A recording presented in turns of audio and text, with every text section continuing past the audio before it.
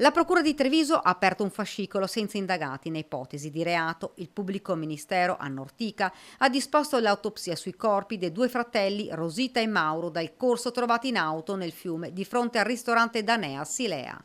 In zona, vigili del fuoco e carabinieri. L'elicottero arrivato nel pomeriggio si era posizionato proprio dove l'auto si era inabissata, come ci racconta questo cittadino. Qua sopra sono stati fermi parecchio in overing, fermi sopra il Sile a controllare tutto quanto, con ovviamente tutti gli uomini fuori.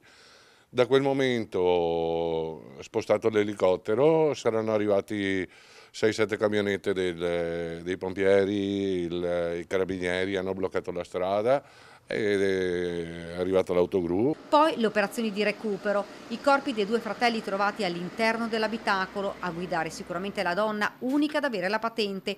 Tutte le porte e i finestrini chiusi, ma il bagagliaio era aperto. L'anziana era seduta come passeggero, non aveva le cinture di sicurezza e sarebbe stata sbalzata fuori dopo il violento urto in acqua. Poi la corrente avrebbe trascinato il corpo nel punto in cui è stato trovato qualche giorno fa a Meolo. Non sarebbe morta per annegamento, ma dagli accertamenti forse a causare il decesso un infarto o deceduta per effetto dell'impatto dell'auto con l'acqua. Una zona frequentata di giorno ma di notte piuttosto isolata, con poche abitazioni, l'auto è volata nel fiume molto probabilmente di notte. Visto come dove era la macchina, perché era quasi in centro Sile, probabilmente si sono lanciati da questa strada per andare fuori.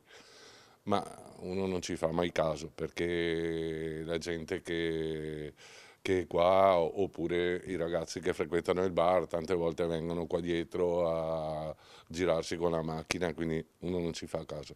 Può essere accaduto però solo di notte, perché sennò di giorno. Si sarebbe visto. In queste ore i carabinieri stanno visionando le immagini delle telecamere di videosorveglianza per cercare di ricostruire questa tragedia della disperazione. Tutti e tre avevano deciso di farla finita. Quando sarebbe morta l'anziana mamma? Domande che per ora non trovano risposta. L'unica certezza è che sono arrivati tutti e tre insieme in questa zona che conoscevano, come confermerebbero alcune immagini riprese da un targa system. Poi la drammatica decisione.